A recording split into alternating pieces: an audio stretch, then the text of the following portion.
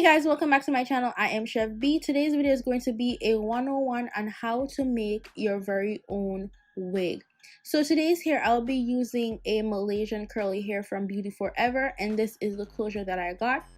So first things first, you want to sew your closure on first. So I have these wig pins. I forgot the exact name, but you can find them in your beauty supply store, and they're like less than $1 for a whole pack.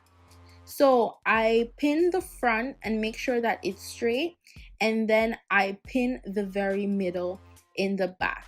So these pin hold down the closure, so it makes it very easy for you to sew down the closure, and everything just stays snug and tight so your closure doesn't look weird when the wig is actually completed.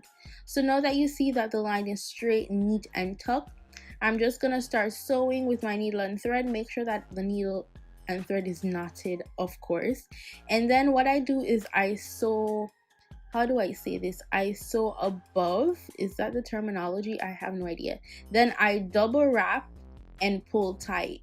So you guys can probably just see it better than I can explain it.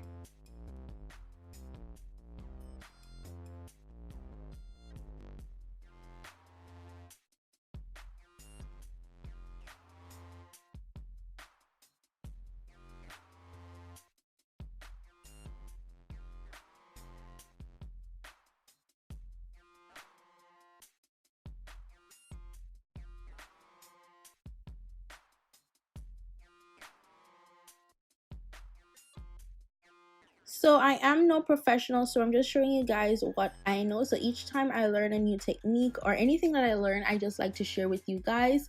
So that is all there is to sewing down your closure, to make sure that it's snug and tight. And then you're gonna just cut your thread.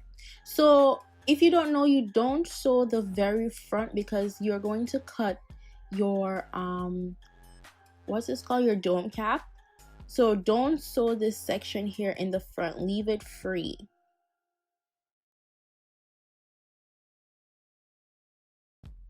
Now when I'm sewing curly hair or I'm creating a curly wig, I double weft my hair, especially since I'm using 4 bundles. So it depends on how full you want the hair. And the thing with curly hair is when you cut the weft, it does shed more. That's what I've noticed. So I try to just double weft and go around and around instead of cutting my weft. So I just start at the nape or the nap of the neck or the dome cap, and I just sew and sew until I reach the very top. So as you guys see, I'm not the best at sewing. So as long as you sew snug and tight, I like to go under and then double knot and then pull tight. And that is how my wigs stay tight. And you also use the same wig pin again to just hold on the hair, so it makes it super easy for you to sew as you go. And that is basically all there is to it. You just keep going. When I reach the very top though, when I get closer to the closure, I do cut the weft, but only like 2 pieces, and that is it. As for this hair, I got 2 18 inches and 2 20-inch in the bundle, and the closure was 18 inches.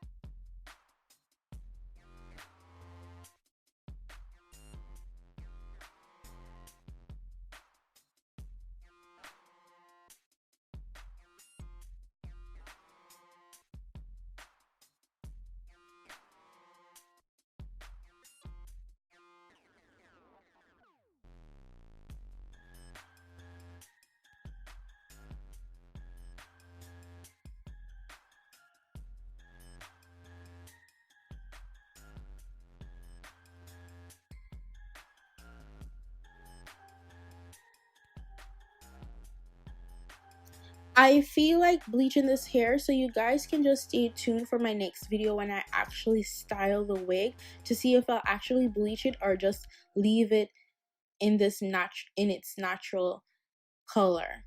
And that is all there is to it.